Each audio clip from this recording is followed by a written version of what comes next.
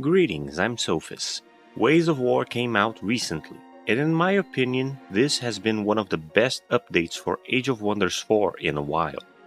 The hero rework has certainly changed how you engage with them and assemble your armies. But that is not the main point of discussion today. We're going over two new faction builds, the Prosperous Swarmers and the Dune Slayers. The Prosperous Swarmers makes use of the new Oathsworn culture and some of the tomes that came with it. This build starts with the following form traits: Cold-Blooded, Tenacious, and Inner Fire. We'll have Spawnkin active, so this gives you the most bang to your buck with your infantry. Culture is Oathsworn, with the Harmony dedication. This gives us access to their mounted archer unit. The society traits are Prolific Swarmers and Adept Settlers. We want cheap, low-tier units and rapidly growing cities. First tome is Tome of the Horde. Spawnkin is the main goal here. Ruler choice doesn't matter, but Champion is my choice given their newly appointed role as the Tacticians. Tome setup is as follows: Tome of the Horde for Spawnkin as mentioned. The other important thing in this tome is the mob camp, giving draft, food, and a discount on hiring low-tier infantry. This is the first special province improvement that boosts our strategy. Summon Irregulars will also help us in the long run with quick reinforcements. Tome of Discipline is next. The Monastery province improvement gives us stability and draft, both important for stabilizing a fast-growing city and pushing out reinforcements. Inner Mastery is a small buff to our units, giving them extra status resist and a healing boost. Focus Aim will assist with ranged and support units hitting enemies. And Empowered Strikes gives a power boost with a chance to stun enemies. Tome of Fertility pushes city growth and draft further with the Temple of Fertility structure. And Bountiful Fields adds mana production alongside even more food for city growth. Restore the Land allows for favorable terraforming to this strategy. Tome of Glades gives Sacred Meadow, a small boost for further food production and stability, as we will not have many conduits in our cities, though the Monastery from Discipline will be a good adjacent improvement for both. What we want from here is Leaf Skin, another minor transformation to boost the quality of our troops, as well as Aspect of the Root, giving the Sorn Guard self-healing capabilities. Create Forest will eventually help solve any stability issues in your city through the nature branch of the development skill tree. Tome of the Beacon is here for Mighty Meek, boosting damage of our low-tier troops and giving them Faithful for upkeep reduction from all the enchantments still be running. Conjure Divine Beacon and Covenant of Faith are also interesting options to help in combat and with vassals, but they are not critical. Tome of the Cleansing Flame gives the Pyre Shrine, boosting gold income and draft, and also granting Faithful to the rest of your units produced in cities. Mighty Meek cover units summoned through the Summon Irregular spell, but Pyre Shrine should cover the majority of your troop production, having that upkeep reduction. Flame Blast Champions is another enchantment that covers both Thorn Guard and the Honor Blades, boosting their damage. Pure Flame Staves boosts our support and mage units. Tome of Prosperity brings the entire strategy to a head. Shrine of Prosperity turns all the food production we've been boosting into gold and further boosts whatever production was already there. Garden of Affluence adds both gold and mana production and further stability, ensuring your cities are very profitable and stable. We get another unit enchantment here for infantry, another support boost, as well as a spell and a mythic unit. It's a very solid tome, everything here is useful. Tome of Paradise closes this strategy by adding further food production and by doing something similar to the Shrine of Prosperity, turning part of the overall food production into mana production, with some bonus stability on the side. The rest of the tome has good spells, transformations, and structures, but the core of the build was finished with Prosperity. From here on out, feel free to adjust and choose new options as you desire.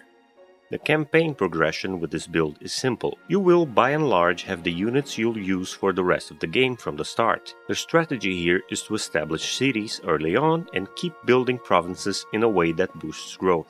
You'll want plenty of foresters and farms, but don't shy away from other types if they can give you an early boost. You can always change province types later. Try and make a circle of farms around a central province. That's where you'll set your monastery for maximum effectiveness. The same holds true for foresters. Try to keep them clumped together. You can grow forests in unclaimed provinces to help with this, or use mob camp to fill gaps. Pyre Shrine is the province improvement you'll want to be adjacent to as many foresters as it can. It doesn't have to be perfect.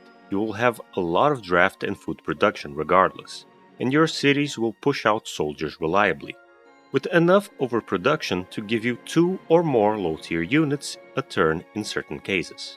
You'll want to field a few higher-tier units here and there in your armies for assistance. Focused aim will let them remain safely out of range, sniping enemy units while your infantry holds the line. Heroes-wise, the only recommendation is to invest 2 points on the skill line that leads to upkeep reduction. Also, heroes with the Lawbringer ambition will further reduce their upkeep once they achieve their major goal. Now for the second build, the Dune Slayers. The form traits are Sneaky, Quick Reflexes, and Elusive.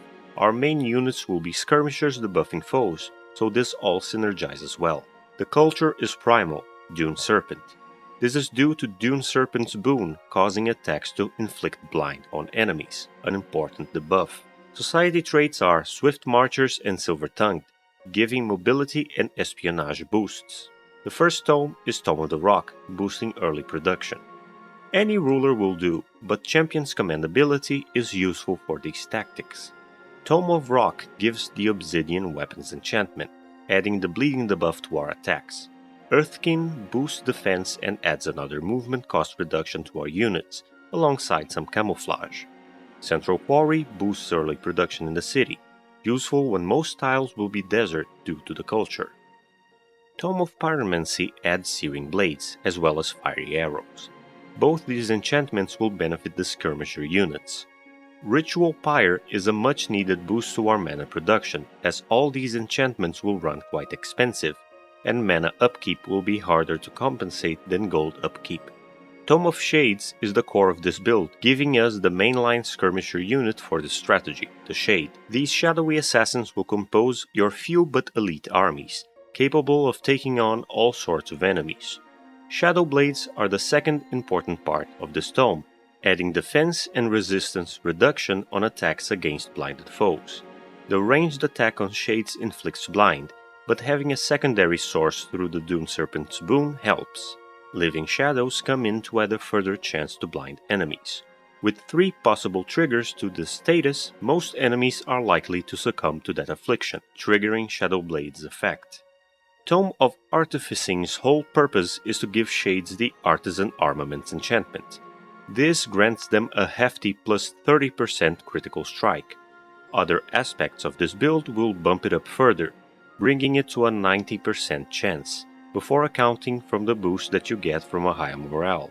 Tome of the Doom Herald has 3 important components.